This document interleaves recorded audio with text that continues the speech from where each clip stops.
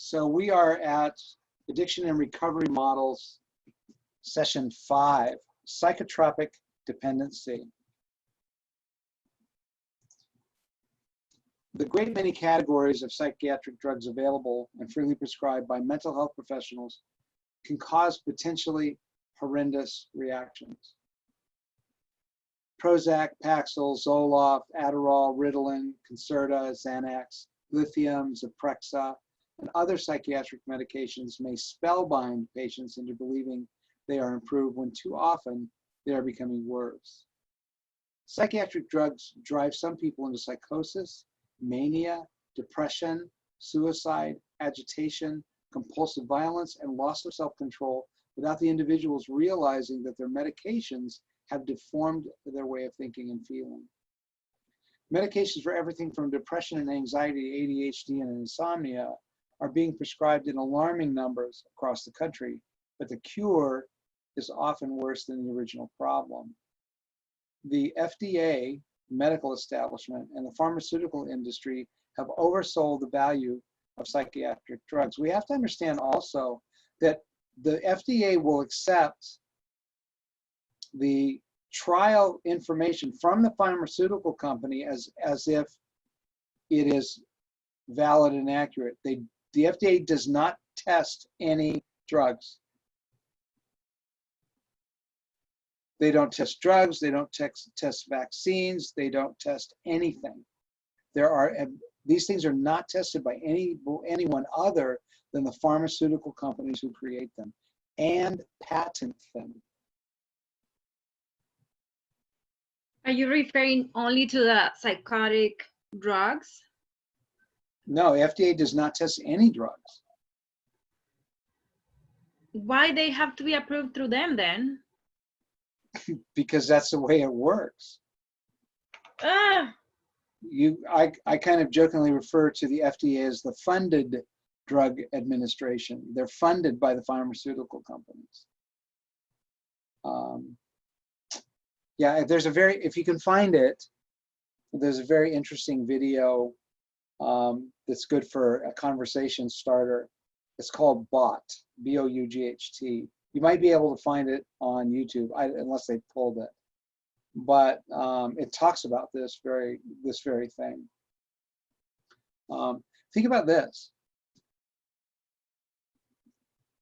Doctors, psychiatrists, psychologists, they get most of their information about the drugs they prescribe from the pharmaceutical rep, not from medical school.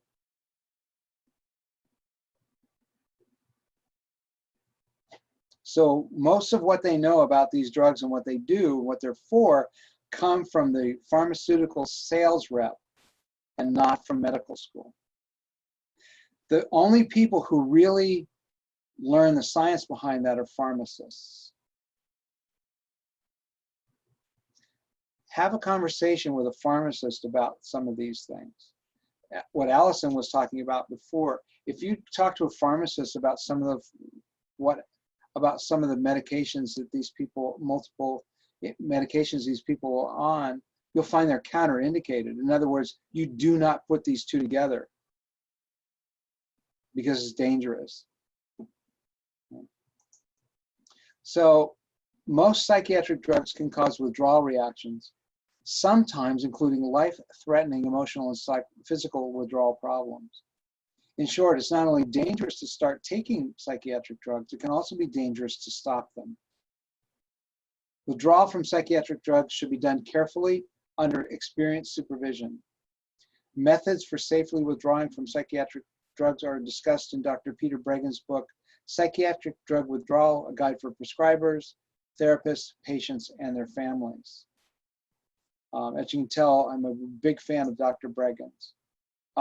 Another book I highly recommend is a book he co-authored, Your Drug May Be Your Problem. He takes the 6 major categories of psychiatric drugs and talks about each one of those, and then he talks about specific drugs within those categories, in those families. It's very, very well done. So I'm going to say this. I've said it before, but I need to remind us all. if you're working with somebody who's been prescribed a psychotropic drug, you don't tell them to stop taking it. You can walk alongside them as you help them deal with the underlying brokenness that's made it seem like this, that the drug was the remedy. And then you have them work with their prescriber to reduce their dosage. Okay? You discourage them from getting off of it cold turkey. You discourage them from cutting their dosage down without working with their prescriber. Very, very, very, very important. Young man I mentioned earlier that got a hold of me about helping him get off his bipolar meds. I said, I can help you work with your prescriber to start reducing, but I said, as far as getting off of that, right, that is not something that can happen quickly. That has to be done incrementally and under medical supervision. And if I find out that you just stop taking it cold turkey, I won't be able to work with you. Okay. Sounds kind of hard, but it's irresponsible to do otherwise. All right, so let's talk about psychiatric drug adverse reactions, what they call side effects, and medication spellbinding. Again, I'm borrowing this from Dr. Bregan. Dr. Peter Bregan's concept of medication spellbinding provides insights into why so many people take psychiatric drugs when the drugs are doing more harm than good. Psychiatric drugs and all other drugs that affect the mind spellbind the individual by masking the adverse mental effects from the individual taking the drugs. If the person experiences a mental side effect, such as anger or sadness, he or she is likely to attribute to something other than the drug, perhaps blaming it on a loved one or on their own mental illness. This is part of the sad state. Even prescribers will think that it's caused by something other than the medication because they're not even familiar with the adverse effects. To call them side effects is actually a misnomer. Okay? The way that wording comes up is, okay, I'm going to prescribe this for you in order for this to do, because it will do certain things. It will affect you in certain ways. Okay? Now, it's anything related to this drug that doesn't deal with the problem we're talking about is just a side effect of the drug. No, it's not. It is, and it is one of the effects of the drug. But it's called a side effect because it's beside what we're after. It's aside from what we're focused on. That's why calling it an adverse effect is more accurate language. It is a built-in effect of the drug. It's not an unusual, especially when you say, well, most common side effects, they're not side effects. These are actual part of the complex effects of this drug. So to call them side effects is to mislead people. Excuse me. Often people taking psychiatric drugs claim to feel better than ever when in reality, their mental life and behavior is impaired. In the extreme, medication spellbinding leads otherwise well-functioning and ethical individuals to commit criminal acts, violence, even suicide. Think about this. If you're prescribed an antidepressant and one of the side effect warnings is increased suicidal ideation, how is that an antidepressant? I'm just asking. The concept of medication spellbinding is a unifying theme in Dr. Bregan's book, Medication Madness, from 2008, which describes dozens of cases of otherwise self-controlled people who became spellbound by psychiatric drugs, leading them to perpetrate bizarre acts, including mayhem, murder, and suicide. Dr. Bregan's medical book, Brain Disabling Treatments in Psychiatry, presents the science beyond the concept of medication spellbinding in great depth. These concepts are updated in Dr. Bregan's most recent book, Psychiatric Drug Withdrawal, a guide for prescribers, therapists, patients, and their families, 2013. So in the long run, all psychiatric drugs tend to disrupt the normal processes of feeling and thinking, rendering the individual less able to deal effectively with personal problems and with life's challenges. They're not able to live life on life's terms. They worsen the individual's overall mental condition and produce potentially irreversible harm to the brain. Dr. Bregan very clearly says these are neurotoxins that attack the brain and tell the brain to stop functioning the way God designed it to function. So that's what it affects the symptoms, but it's not addressing the problem. The difference between medicine and medication: medicine brings healing, medication masks symptoms. Medicine brings healing, medication masks symptoms. And that's from me, that's not from him. So commonly prescribed psychotropics: stimulants in ADHD, Ritalin, Concerta, Adderall, amphetamines, and other stimulant medications. SSRIs and other antidepressants: Prozac, Zoloft, Paxil, Luvox, Celexa, Effexor, Wellbutrin, and other antidepressants. What's really interesting about Wellbutrin is, I can't remember what, they gave it another name, changed the color of the pill, and it was used as an anti-smoking aid. Same drug, just a different color with a different name. Benzodiazepines and tranquilizers. I'm sorry, what? I think it's Zantac or something like that. Yeah, I don't remember. Benzodiazepines or tranquilizers and sleeping pills, Xanax, Valium, Ativan, Klonopin, and other sedative drugs.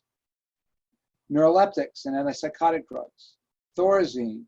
You guys all, if you remember from Module 1, Thorazine's been around a very long time.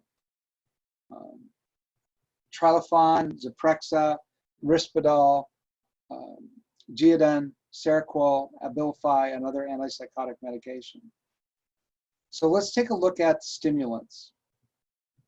Millions of children in North America are diagnosed with attention deficit hyperactivity disorder and treated with psychostimulants such as methylphenidate, dextroamphetamine, and methamphetamine. Methamphetamine. What? They're being prescribed meth? Baba. Yes. Baba.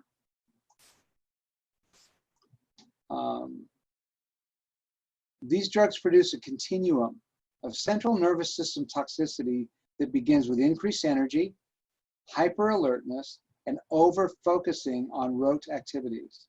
It progresses toward obsessive-compulsive or perseverance activities, insomnia, agitation, hypomania, mania, and sometimes seizures. They also commonly result in apathy, social withdrawal, emotional depression, and docility. Psychostimulants can cause physical withdrawal, including rebounding and dependence. They inhibit growth and produce various cerebral dysfunctions, some of which can be irreversible. The, quote, therapeutic, unquote, effects of stimulants are a direct expression of their toxicity. Animal and human research indicates that these drugs often suppress spontaneous and social behaviors while promoting obsessive-compulsive behaviors. These adverse drug effects make the psychostimulant seemingly useful for controlling the behavior of children, especially in highly structured environments that do not attend to the genuine needs. Something you may remember from Module 1, the handout we had about the study, 12-year study that was done with Ritalin, and that after 12 years, the medicated students had no measurable differences in social, educational, or other areas of life than the control group that didn't have any of the medications.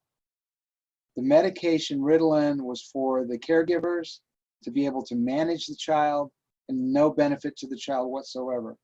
There's no scientific data to show a benefit to the child who's being forced to ingest these chemicals.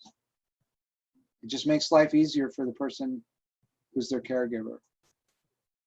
So consider some of the medical and physical problems associated with stimulant drugs, such as those used routinely to treat ADHD. And remember, these drugs are designed for adults, not for children. So they're 80 to 100 times more toxic or more to a child than to an adult. Right? Think about this. If I take a 1-gallon jug of chemical and inject it into you, it's going to have an enormous effect. But if I take that same gallon jug and inject it into a small child, the outcome of that is going to be horrendous. And that's what happens. Okay? So you have growth suppression measured by reduced height and weight. And these are all scientifically based. These are all medically proven. Stimulant abuse and dependence or addiction and withdrawal symptoms. Reduced blood flow and overall frontal lobe brain function. So in other words, they're not able to think clearly, and and reduced overall cognitive function with obsessive overfocusing. Long-lasting abnormalities in brain chemistry. We know that's brain chemistry isn't a real thing. It's a phrase used to help understand to describe the chemical processes in the brain. Permanent loss of brain cells, neurons, with shrinkage of brain tissue. Increased risk of abusing cocaine and smoking cigarettes in young adulthood. Persistent and sometimes permanent tics. Skin disorders, cardiovascular disease, and reduced appetite. Now, the brain dysfunction caused by these drugs can lead to serious psychiatric problems. Depression, apathy, sadness, and social withdrawal and isolation, obsessive compulsive disorder, suicidal thoughts and behavior, paranoia, mania, and psychosis, anxiety, nervousness, and agitation, and insomnia. Why would we take those kind of aggressive neurotoxins and give them day after day after day after day, year after year after year after year to a small child? Why would we do that? Every child and parent should know that the stimulants prescribed to children are highly toxic agents that the DEA has insisted on keeping in Schedule 4 for narcotics, along with morphine, the designation for the most highly addictive drugs used in medicine. There is no evidence that they have any effect beyond an initial drug-enforced submissiveness, a crushing of spontaneity that tends to last no more than a few weeks before the brain and mind begin to fight back. This limited drug effect, which is a result of neurotoxicity, is well documented in numerous scientific studies. Psychiatry and medicine treat these drugs as if they are safe and effective when they are neither. Although it can be more harmful than some of the adverse effects of these drugs on the brain and mind, the moral jeopardy associated with psychiatric diagnosing and drugging is given little attention. We are teaching our children that drugs are the answer for everything, from improving performance in school to dealing with life's more difficult emotional, social, and spiritual challenges. The children's sense of self-determination is undermined by the belief that they have biochemical imbalances and psychiatric disorders like ADHD that make it impossible for them to control themselves without the use of prescription drug. Who's being left out of this equation?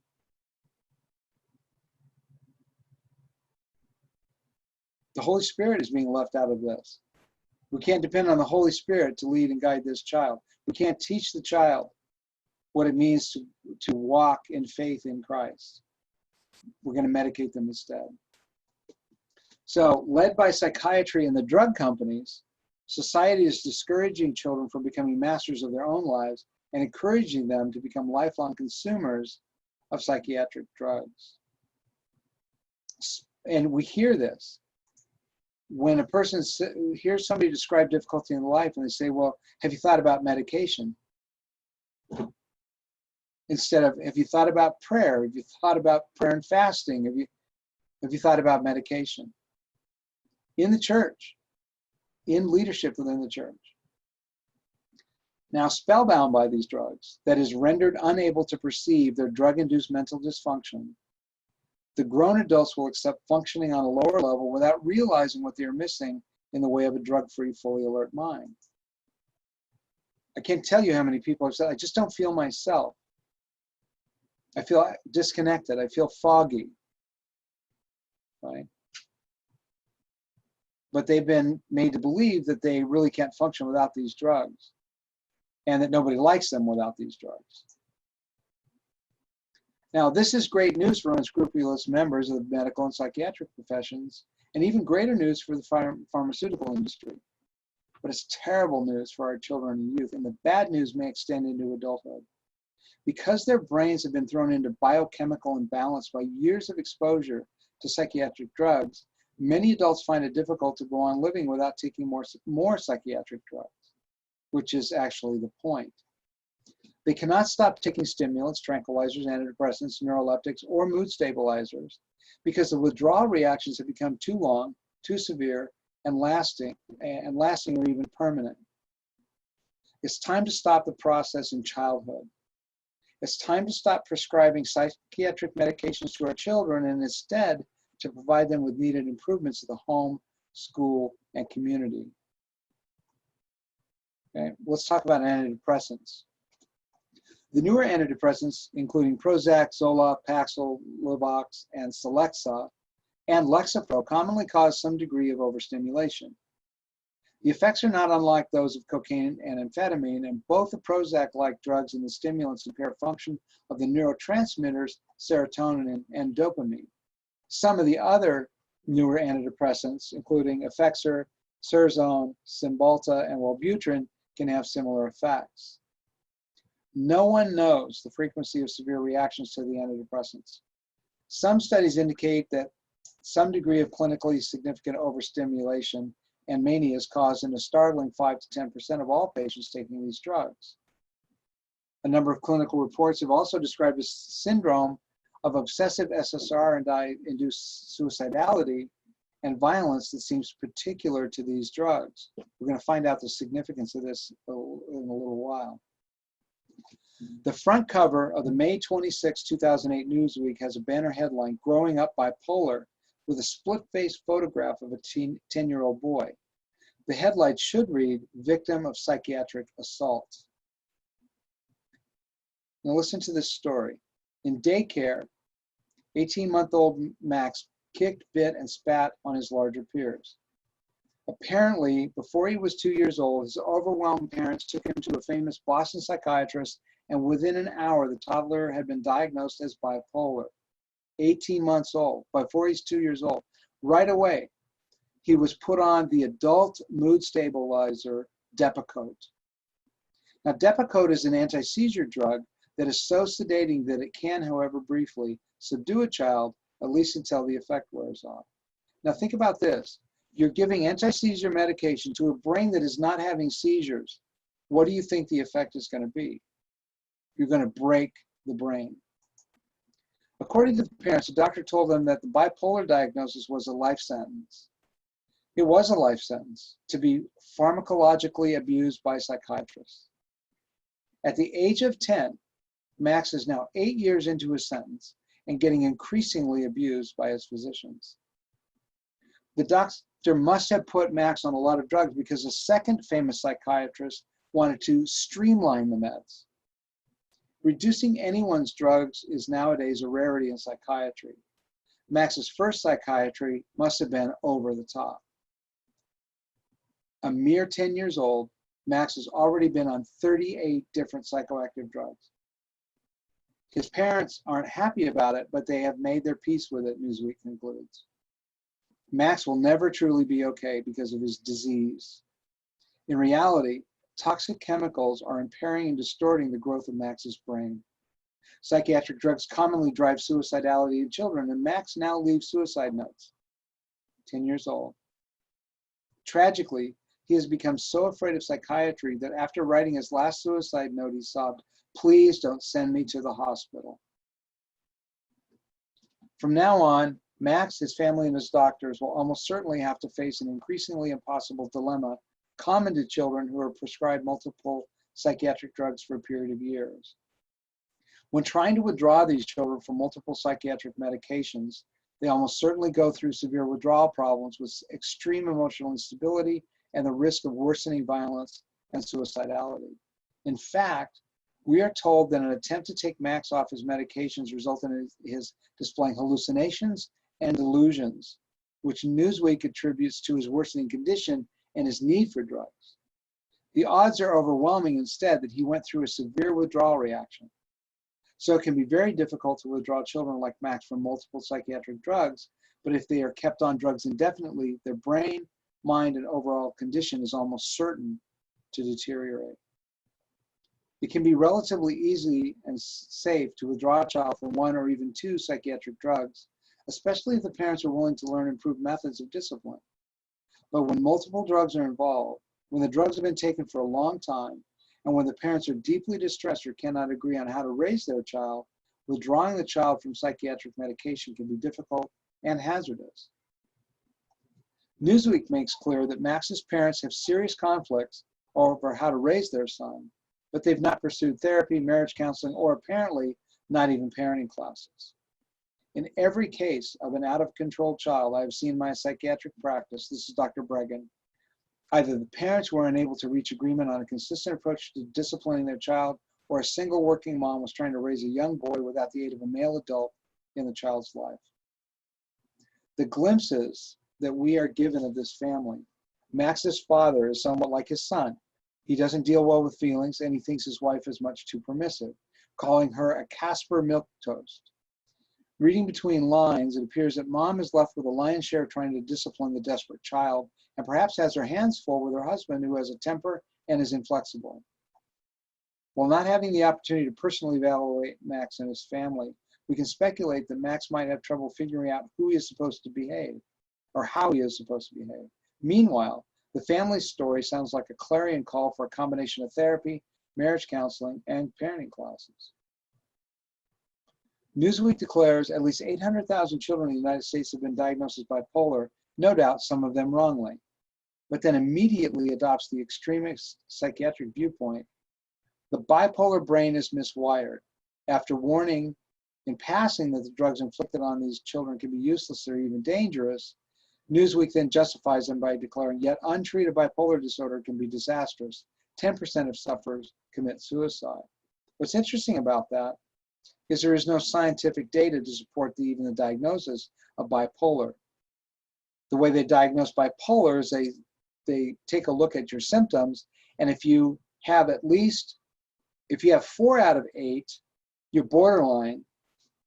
If you have 5 out of 8, you're mid-bipolar. If you're 6, of course, you are severe bipolar, type 1 bipolar. Drug companies wrote this script, and none of it is true. First, all of these pre-adolescent children are being wrongly diagnosed by conventional psychiatric standards. We have no evidence at all that temper tantrums and other unruly behavior, however extreme, is a precursor to being diagnosed with bipolar disorder as an adult. Second, since there is no known connection between children diagnosed bipolar growing into adults diagnosed bipolar, the data about a 10% risk of suicide is misleading and irrelevant. Third, there's no evidence whatsoever that individuals diagnosed bipolar have a miswired brain. There's not even any such evidence for a biological flaw in adults who suffer from full-blown manic-like episodes, let alone children whose parents and teachers cannot control them. The concept that children have bipolar disorder and should be treated with highly toxic adult psychiatric drugs is strictly a drug company marketing ploy. If it's true that 800,000 children have been diagnosed, it has become an enormously successful marketing strategy with tragic results for children and their families. There's an even more sinister aspect to all this. There's been a real increase in teenagers and young adults who display episodes of manic-like symptoms such as insomnia, excessive energy, racing thoughts, grandiose ideas about themselves, irrational and outrageous behaviors, extreme irritability, paranoia, and psychosis. Dr. Bregan writes, in my 3.5 years of intensive psychiatric training in the 1960s, I saw only one case of a young person suffering from these symptoms. In the following years, through approximately 1990, I saw a few other cases. Yet nowadays, I evaluate many teens and young adults with manic-like symptoms in my medical and forensic practice. The reason for the change? As I document in detail in brain disabling treatments in psychiatry, Antidepressant drugs so freely given to children and youth cause a high rate of manic-like behaviors. Yep, your drug may be your problem. According to Newsweek, Max already makes excuses for himself by saying, I don't have control. Setting aside that the drugs may indeed be causing him to lack self-control and impulse control, the idea that he cannot control himself is one of the most adverse effects of diagnosing and medicating children. They begin to believe that they have no self-control. This is a prescription for failure in life. These changes, diagnosis of children bipolar and driving other youngsters into states of drug-induced mania, has not occurred by chance. Joseph Biederman, one of those famous Boston psychiatrists, has led the way in pinning the bipolar diagnosis on children who are having temper tantrums and outbursts of rage. Biederman, well situated at Harvard, is a longtime henchman of the drug companies, so much so that even the Wall Street Journal found it necessary to comment on his deep financial connections to his industry patrons. The promotion of drugging bipolar children has been enormously successful. Before the 1990s, drug doctors hardly ever diagnosed bipolar disorder in children. In fact, I do not recall hearing the diagnosis given to any children prior to the 1990s. A recent survey in the scientific literature showed that there was a 40-fold increase in diagnosing bipolar children between 1994 and 2003. The survey found that 90.6% were receiving psychiatric medications, including 60.3% on mood stabilizers like Depakote, and 47.7% on antipsychotics like Risperdal and Zyprexa, with most on combinations.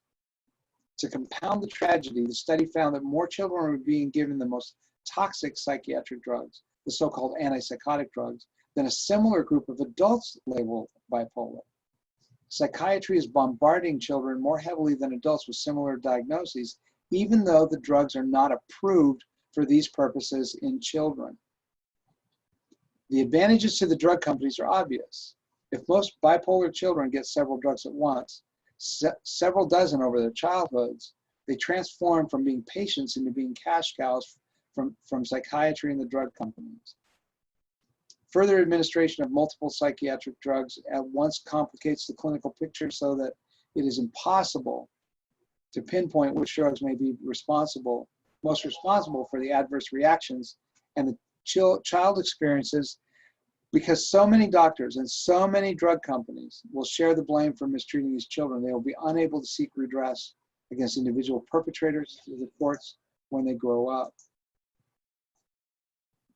It would be very difficult, if not impossible, for any child to outgrow his early behavior problems and become a normal adult while being pharmacologically overwhelmed with toxic agents for most of his childhood.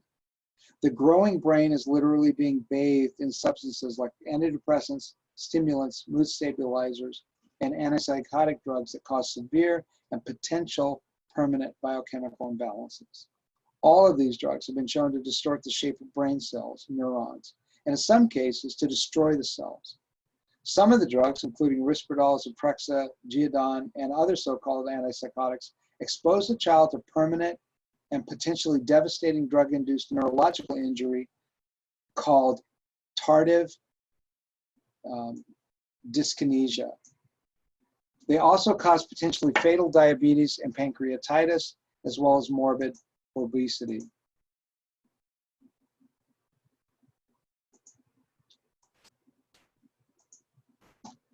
The mass drugging of America's children has become such an outrageous practice with such vast public health and societal implications. It is difficult to know how to conclude my observations.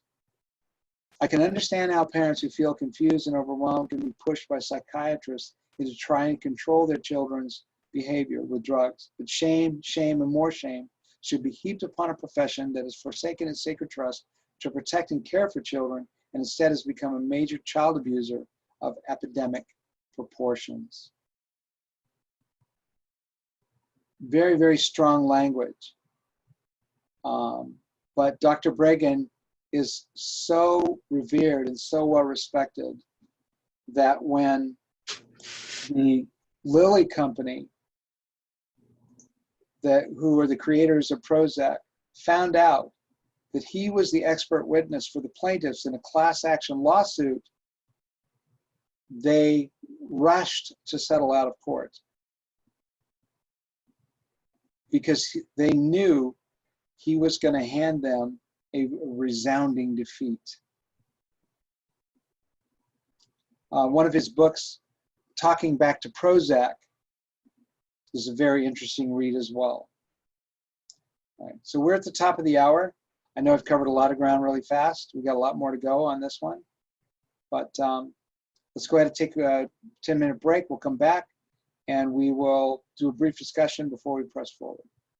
I hope you're having fun with this. This is one of my favorite. See you in 10. So let's get back into talking about SSRIs, selective serotonin reuptake inhibitors. These SSRIs include fluoxetine, Prozac, Zoloft, Paxil, Luvox, Celexa, and most recently, Lexapro. These drugs block the removal of the neurotransmitter serotonin from the synaptic cleft. A number of other antidepressants are potent non-selective serotonin reuptake inhibitors, NSRIs. These include atypicals, Effexor, Surzone, and Anafranil, that's it. When observations are made in clinical practice in the scientific literature concerning the impact of SSRIs, they are typically treated as a single category or class of pharmacological agents. It's generally recognized that an adverse mental or behavioral reaction, such as agitation or mania, that is observed in regard to one SSRI is likely to be found in all the other SSRIs. While usually examined as separate classes of antidepressants, the NSRIs also share many characteristics with the SSRIs, including the capacity to induce stimulation, anxiety, agitation, and mania. Soon after the introduction of the first SSRI, Prozac, in the United States marketplace in January of 1988, reports began to appear describing fluoxetine-induced violence against self and others. In May 1990, the U.S. Food and Drug Administration required the manufacturer of Prozac, Eli Lilly and Company, to add suicidal ideation and violent behaviors to the psychointroduction report section of its label. In 2003, the British Committee on the Safety of Medicines and the U.S. Food and Drug Administration issued warnings about increased rates of self-harm and suicidal behavior in children and youth under the age of 18 exposed to Paxil. On August 22, 2003, the manufacturer of Effexor issued a similar Dear Doctor letter warning about the increased risk of hostility and suicide-related adverse events, such as suicidal ideation and self-harm, in children aged 6 to 17. Children aged 6 to 7. Now remember, these are designed for adults, not for children. On August 11, 1990, an editorial in The Lancet included the promotion of suicidal thoughts and behavior among the adverse effects of fluoxetine. The following year, the British National Formulary, a joint publication of the British Medical Association and the Royal Pharmaceutical Society, 1991, listed suicidal ideation and violent behavior as fluoxetine side effects. Subsequently, many books and reports have dealt with the subject of SSRI-induced violence and suicide. This is going to be important in a few minutes. Every type of neuroleptics and antipsychotic drugs. Every type of psychiatric medication initially produces effects that are specific to the particular drug's unique impact on neurotransmitters and other aspects of brain function. For example, the SSRI antidepressants block the removal of the neurotransmitter serotonin from the synapses. The antipsychotic drugs suppress and block dopamine neurotransmission, and the benzodiazepines amplify GABA neurotransmission, which in turn suppress overall brain function. Now, although all psychiatric drugs have specific initial biochemical effects, over time, other neurotransmitter systems react to the initial effects and broader changes begin to take place in the brain and in mental function. We're talking about a domino effect. Antipsychotic-induced brain damage and dysfunction result from long-term exposure. As an example, the neurotoxicity of antipsychotic drugs has been studied and demonstrated for decades. Antipsychotic drugs produce neuroleptic malignant syndrome with nearly identical brain pathology to that of viral encephalitis, which was epidemic around World War I. Clinical doses of haloperidol and olanzapine over 17 to 27 months duration in macaque monkeys have shown to cause 8 to 11% shrinkage in tissue weight, indicating cell death throughout the brain. The toxicity of the antipsychotic drugs on a cellular level includes the inhibition of most enzyme systems in mitochondria. Kim and others observed that chronic blockage of dopamine transmission by antipsychotic drugs results in persistently enhanced release of glutamate, which kills striatal neurons. Knowledge about CBI can help the clinician to identify the more subtle but potentially disabling effects of long-term exposure to psychiatric drugs and aid the clinician in determining the need to reduce or terminate treatment.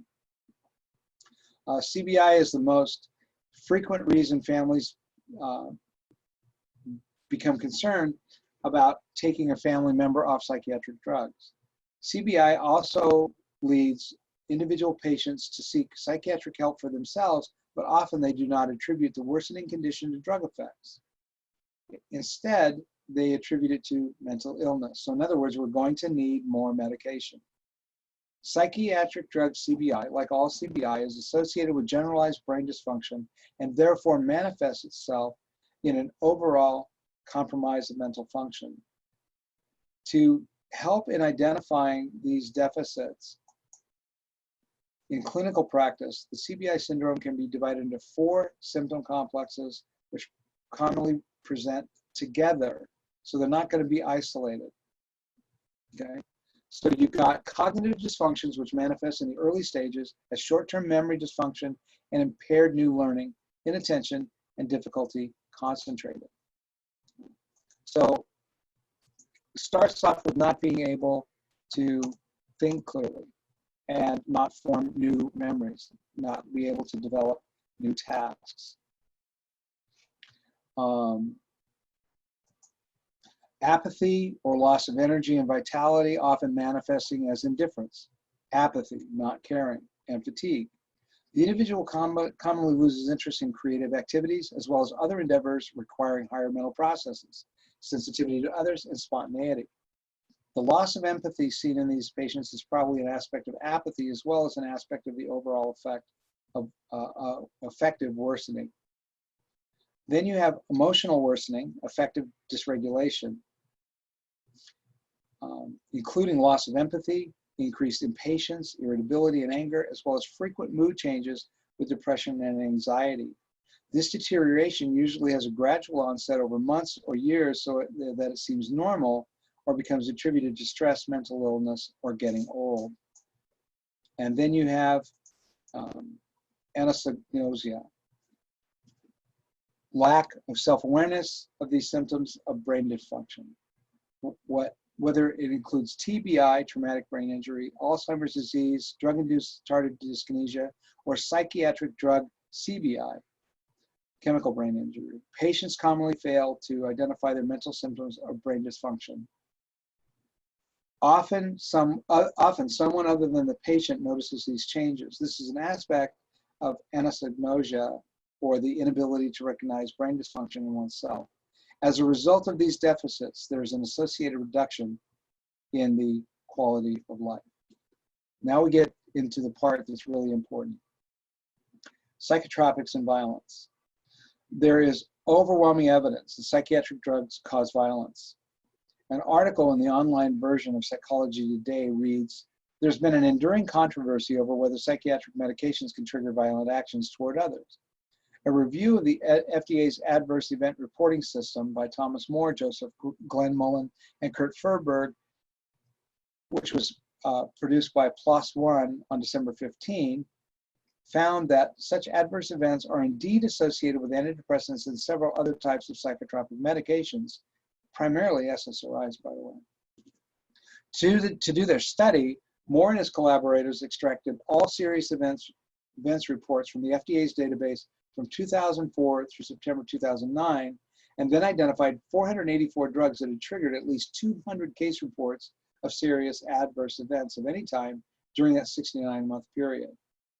They then investigated to see if any of these 484 drugs had a disproportionate association with violence.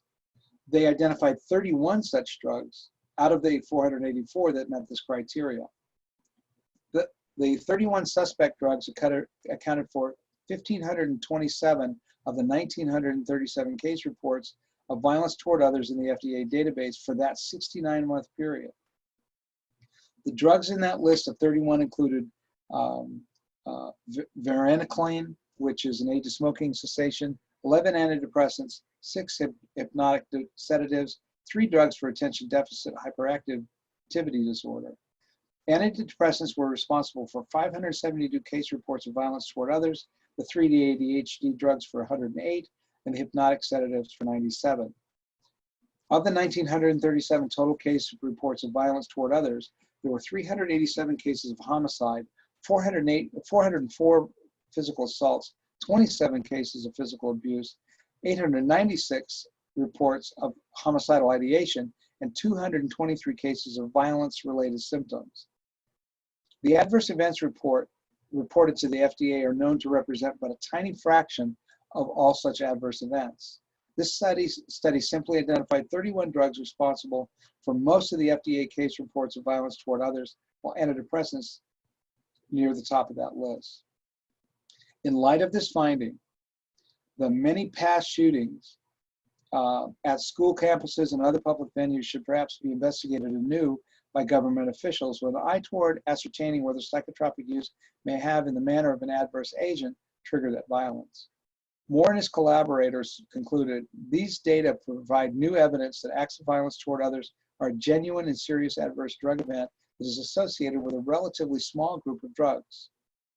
Varenicline, which increases the availability of dopamine, and serotonin reuptake inhibitors, SSRIs, were the most strongly and consistently implicated drugs. These are the ones in the mass shootings. Remember SSRIs, remember we were talking about that earlier. That research has been done, but not by the federal government. CCHR, a private agency that's been at the forefront of the battle to hold mental health industry accountable, published a report titled The Link Between Psychiatric Drugs and Violence. The following is from that report. 22, the International Drug Regulatory Warnings cite violence, mania, hostility, aggression, psychosis, and even homicidal ideation. Individuals under the influence of such drugs and committing these acts of senseless violence are not limited to using guns and are not limited to just schools. Recent examples of individuals under the influence of such drugs include Navy Yard shooter Aaron Alexis and Fort Hood shooter Ivan Lopez. There's yet to be a federal investigation on the link between psychiatric drugs and the acts of senseless violence. At least 34 school shootings and/or school-related acts of violence have been committed by those taking or withdrawing from psychiatric drugs, resulting in 166 wounded and 78 killed. In other school shootings, information about their drug use was never made public, neither confirming or refuting if they were under the influence of prescribed drugs. In fact, Sandy Hook autopsy report incident has not been released. It's under lock and key. Between 2004 and 2012, there have been 14,773 reports to the US FDA's MedWatch system on psychiatric drugs causing violent side effects, including 1,531 cases of homicidal ideation and homicide, 3,287 cases of mania, 8,219 cases of aggression. Note, the FDA estimates that less than 1% of all serious events are ever reported to it, so the actual number of side effects occurring are most likely higher. It took months for the release of information showing that police had found psychiatric drugs in the apartment of Aurora, Colorado movie theater shooter James Holmes, including the anti-anxiety drug clonazepam and the antidepressant sertraline, the generic version of the antidepressant Zoloft. And despite official legal requests for the release of Sandy Hook school shooter Adam Lanza's toxicology reports and medical history to ascertain whether psychiatric drugs played a role in that school massacre, the Office of the Connecticut Medical Examiner has refused to release this crucial information to the public, prompting a parents' right organization to take the matter to court. Colorado shooter James Holmes went under the care of psychiatrist Lynn Fenton prior to the shootings. Police found antidepressant and anxiety drugs in his apartment. Of the 34 people who committed acts of violence that were documented to be under the influence of psychiatric drugs, 11 were either seeing either a psychiatrist or a psychologist. School-related acts of violence aren't the only cases commonly found to be under the influence of psychiatric drugs. There are 18 other recent acts of senseless violence committed by individuals taking or withdrawing from psychiatric drugs, resulting in an additional 76 deaths and 61 wounded. The correlation between psychiatric drugs and acts of violence and homicide is well documented, both by international drug regulatory warnings and studies, as well as by hundreds of cases where high-profile acts of violence and mass murder were committed by individuals under the influence of psychiatric drugs. The New York State Senate recognized this as far back as 2000, introducing a bill which would require police to report to the Division of Criminal Justice Services certain crimes and suicides committed by persons using psychotropic drugs, citing a large body of scientific research establishing a connection between violence and suicide and the use of psychotropic drugs. Unfortunately, that bill stalled out in the Finance Committee. By reviewing the international drug regulatory warnings, studies, and adverse reaction reports submitted to the US FDA, it is evidence the reintroduction of the New York bill is needed on a federal level in order to determine just how many crimes and acts of violence are being committed by individuals under the influence of drugs documented to induce violence, mania, psychosis, aggression, hostility. Let's see. Let's go down to the next page. So where it says, it took months for the release of information showing that police had found, I think it's page 71, found psychiatric drugs in the apartment of Aurora, Colorado, a movie theater shooter, including the anti-anxiety drug, clonazepam, yada, yada, yada. So it talks about the 34 mass shootings, right? Of these 34, 11 were seeing either psychiatrists or psychologists. It's not known whether or not the others were seeing a psychiatrist. That has not been published. So you've got Seattle, Washington, June 5, 2014. 26-year-old Aaron Ibarra opened fire with a shotgun at Seattle Pacific University, killing one student and wounding 2 others. Ibarra planned to kill as many people as possible and then kill himself. In 2012, Ibarra reported that he had been prescribed the antidepressant Prozac and antipsychotic Risperdal. A report from his counselor in December 2013 said he was taking Prozac at the time and planned to continue to meet with his psychiatrist and therapist as needed. April 25 of the same year, 16-year-old Chris Plaskin stabbed Marin Sanchez, also 16, to death in a stairwell at Jonathan Law High School after she turned down his prom invitation. According to classmates and a former close friend, Chris was taking drugs for ADHD. Sparks, Nevada, October 21, 2013. 12-year-old Jose Reyes opened fire at Sparks Middle School, killing a teacher and wounding 2 classmates before committing suicide. The investigation revealed that he had been seeing a psychiatrist and had a generic version of Prozac in his system at the time of death. January 15, 2013, St. Louis, Missouri. 34-year-old Sean Johnson walked onto the Stevens Institute of Business and Arts campus, shot the school's financial aid director once in the chest, then shot himself in the torso. Johnson had been taking prescribed drugs for an undisclosed mental illness. Snohomish County, Washington, October 24, 2011. A 15-year-old girl went to Snohomish High School where police alleged that she stabbed a girl as many as 25 times just before the start of school, and then stabbed another girl who tried to help her injured friend. Prior to the attack, the girl had been taking medication and seeing a psychiatrist. Court documents said the girl was being treated for depression. I don't know your French, but in France, December 13, 2010, a 17-year-old youth held 20 preschool children and their teacher hostage for hours at Charles Fourier preschool. The teen was reported to be on medication for depression. He took a classroom hostage with 2 swords. Eventually, all the children and the teacher were released safely. Myrtle Beach, South Carolina, September 21, 2011. 14-year-old Christian Helms had 2 pipe bombs in his backpack when he shot and wounded Sakosti High School's resource or police officer.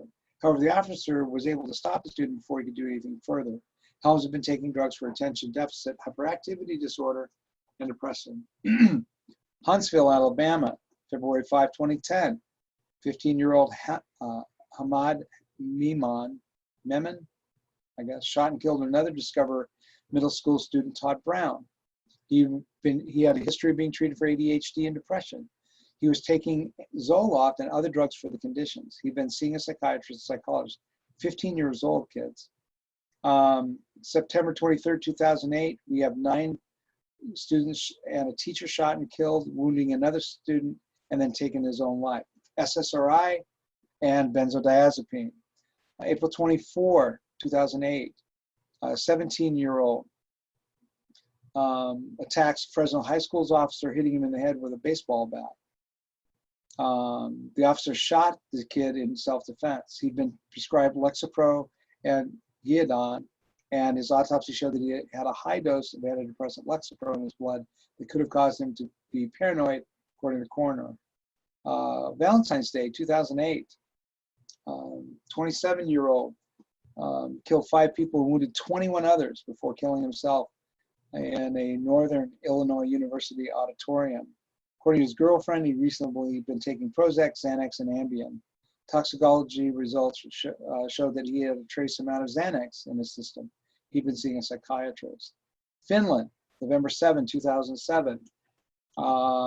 This 18-year-old Finnish gunman had been taking antidepressants before he killed 8 people, wounded a dozen more at a high school. Southern Finland, then took his own life. November 7, 2007, we have a 17-year-old girl went to her former high school campus, stabbed a male student, and wounded the principal with a knife. Been on drugs for depression and had just taken them the night before the incident. You got dozens and dozens and dozens and dozens of these. These are ones that we know. Go down to number 28 on page 75. This is one that you're all familiar with. Columbine, Colorado, April 20, 1999. 18-year-old Eric Harris and his accomplice, Dylan Klebold, killed 12 students and a teacher and wounded 26 others before killing themselves. Harris was on Lobox. Klebold's medical records remained sealed. Both shooters had been in anger management classes and undergone counseling. Harris had been seeing a psychiatrist before the shooting. Go down 2 more to Springfield, Oregon, May 21, 1998. 15-year-old Kip Kinkle murdered his parents and then proceeded to school where he opened fire on students at the cafeteria, killing 2 and wounding 25. He'd been taking the antidepressant Prozac. He'd been attending anger control classes and was under care of a psychologist. And we continue to go on and on and on and on and on. So let's go down to the conclusion. Data collection early in the counseling relationship needs to include the counselor's history of experience with these and similar drugs. It takes a great deal of very specific and specialized help for a person to properly withdraw and detox from the use of these chemicals. A recommended resource, of course, is Dr. Bregan's book on psychiatric drug withdrawal. This is from Dr. Bregan's work website. Nothing in the field of mental health will do more good and reduce more harm than encouraging withdrawal from psychiatric drugs. The time has passed when the focus in mental health was on what drugs to take for what disorder. Now we need to focus on how to stop taking psychiatric drugs and to replace them with more person-centered, empathetic approaches. The goal is no longer drug maintenance and stagnation. The goal is recovery and achieving well-being. My new book, Psychiatric Drug Withdrawal, responds to a citizen rebellion that demands help us get off these drugs. It also encourages a professional revolution among concerned therapists who want to reject the idea of enforcing patient compliance. It's time for therapists, psychologists, nurses, social workers, family therapists, and counselors to stop pushing their clients and patients to take psychiatric drugs that cause brain damage, harm the body, and shorten their parents' lives. In psychiatric drug withdrawal, therapists will learn about psychiatric drugs to actively participate with patients and families in the medication decision-making process. The book provides a new roadmap for prescribers, therapists, patients, and their families that will enable patients to taper off their drugs and achieve emotional and physical recovery and well-being. At the same time, it provides an improved treatment approach for all patients, regardless of whether they are taking psychiatric drugs. Prescribers of psychiatric drugs should welcome much greater participation of therapists, patients, and their families in decision-making about psychiatric drugs. This new emphasis on patient partnership and well-being will greatly increase awareness of adverse psychiatric drug effects and facilitate patients withdrawing before the harm becomes irreparable. It will improve the prescriber's overall satisfaction and effectiveness as a service provider. Some therapists have told me they are afraid of being sued if they offer opinions or participate in psychiatric drug decision-making. In my extensive forensic experience, this almost never happens, and I know of no such successful suit against a therapist. Instead, the highest level of professional ethics requires the therapist to confront the risks and dangers associated with their patient's psychiatric drugs. There's now so much scientific evidence proving that psychiatric drugs damage the brain and overall health and lifespan that the major concern should be how to stop taking psychiatric drugs. It can be dangerous and even agonizing to stop, and people need to take charge of the process and no longer let prescribers like psychiatrists, general practitioners, and pediatricians dictate to them how long they and their children need to stay on drugs. Up to now, professionals, when agreeing to withdraw patients from drugs, have withdrawn them at their own predetermined rate and often much too abruptly. This book explains and illustrates a person-centered collaborative partnership that focuses on the patient's feelings and needs throughout the withdrawal process.